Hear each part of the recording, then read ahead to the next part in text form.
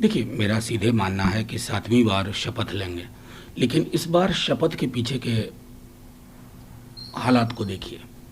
खारिज हो चुके व्यक्ति हैं, बिहार ने बिल्कुल उनको रिजेक्ट कर दिया, 40 सीट पे समेट दिया। 40 सीट पर समेटने के बावजूद जनादेश का संदेश साफ था।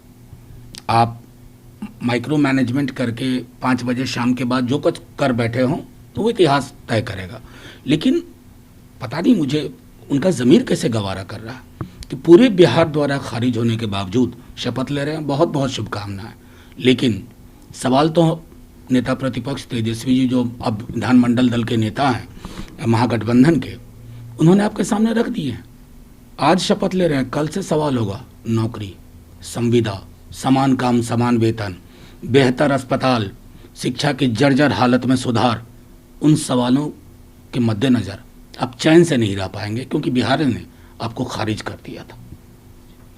सर, आज सवाल उठ रहे हैं, शिवानंद तिवारी ने बीजेपी के कांग्रेस के परफॉर्मेंस को लेकर के, राहुल गांधी के जो वहाँ पर उनका रोल रहा उसको लेकर के सवाल उठाए। मैं समझ रहा हूँ कि पहली बात तो मैं स्पष्ट कर दूँ, ये उनकी निजी राय है, आधिकारिक नहीं है। और मैं पूरे ईमानदारी से ये कह रहा हूँ कि हमारी पार्टी का मानना है कि विश्लेषण की अपनी जगह होती है, अपना वक्त होता है। हम बेहतर सिनर्जी से लड़े, बेहतर समन्वय से लड़े, और बेहतर सिनर्जी और बेहतर समन्वय में कहाँ कोई चूक रह गई इसका विश्लेषण होगा। राष्ट्रीय स्तर पर भी हम कांग्रेस के साथ रहे हैं, इसलिए मैं समझता हूँ कि इसको, जैसे बाकी दलों में भी लोगों की निजी राय होती है, तो शिवानंद जी की ये निजी राय मानी जाए। हमारा अपना मानना है कि किसी भी आकलन का एक वक्त होता है।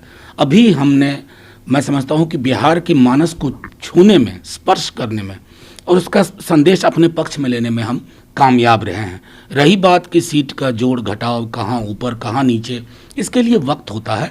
लेकिन मैं फिर दोहराऊंगा कि हम बेहतर तालमेल समन्वय के साथ लड़ें, चाहे वो मैं समझता हूँ कि वाम दल हो, कांग्रेस हो और हमारा राष्ट्रीय जनता दल हो। कांग्रेस के अंदर से ही आवाज उठ रही है। पहले भी कपिल सिब्बल और तमाम नेताओं ने पार्टी की लीडरशिप, नीतियों पर सवाल उठाए, और अभी फिर से ये सवाल उठ रहे हैं। कैसे आप? देखिए, मेरा मानना है कि ये कांग्रेस का अंदरूनी मामला है। हर दल में मैं बार बार दोहराता हूँ कि कई क्षण आते हैं जब उतार चढ़ाव होता है। अर्श से फर्श तक और फर्श से अर्श तक की यात्रा होती है। ये उनका मामला है कि वो उस पर विचार करें, क्या उनको पहलकदमियाँ लेनी है वो लें। दिलीप घोष के बयान को आप कैसे देखते हैं? वो कह रहे हैं कि टेररिज्म पनप रहा है वहाँ, और कश्मीर से बुरे हालात। जाहिर है, कश्मीर से कंपैरिजन कर रहे हैं तो कश्मीर तो अभी आप ही के हाथ में है। आखिर ऐसा क्या हो रहा है कि आपको कश्मीर को लेकर के आपको तुलना करनी पड़ रही है? अगर कश्मीर के बुरे हालात हैं तो दिलीप घोष जी, आपकी पार्टी सद्यः जिम्मेवार है।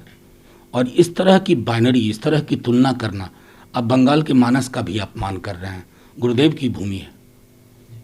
सर, पाकिस्तान की तरफ से ट्वीट किए गए हैं, एक में हास्यास्पद अंदाज में तंज कसा गया है जिस तरीके से नीतीश कुमार शपथ ले रहे हैं 40 सीटों पर सिमटने के बावजूद, उसको लेकर। देखिए, मैं सीधे तौर पे कहता हूँ कि कुछ मजबूरियां होंगी बीजेपी के, नहीं तो बीजेपी को नहीं पता है कि बिहार ने सिरे से खारिज कर दिया, संदेश दे दिया है एक स्पष्ट तौर पर नीतीश जी को और भाजपा को भी। उस संदेश के बावजूद अगर आपकी मजबूरी है नीतीश कुमार जी, और नीतीश जी की क्या मजबूरी है मैं नहीं जानता, क्योंकि पूरा बिहार एक स्वर में कहा बैठा कि हमें नहीं चाहिए नीतीश कुमार, बावजूद उसके वो शपथ ले रहे हैं। तो ये जाहिर तौर पर ये एक चीज़ जो मैं बार बार दोहराऊंगा कि जनादेश और शासनादेश के दोनों के बीच का फासला बिहार समझ रहा है।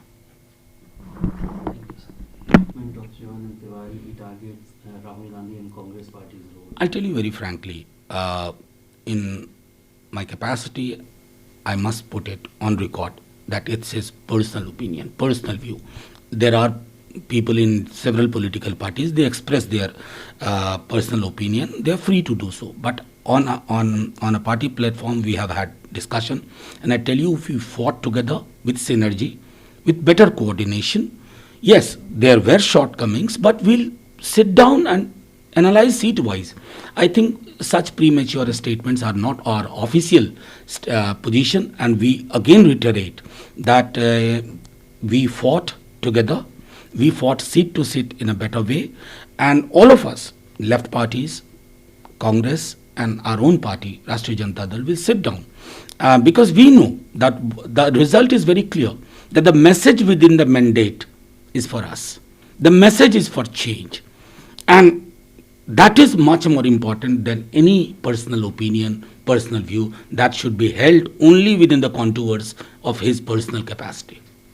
नमस्कार, मैं हूं मानक गुप्ता। अगर आपको हमारा ये वीडियो पसंद आया हो तो इसे लाइक और शेयर जरूर करें, और हां, हमें सब्सक्राइब और फॉलो करना ना भूलें ताकि आप देश और दुनिया की कोई खबर मिस ना करें। तो जुड़े रहिए हमारे साथ और देखते रहिए न्यूज़ 24।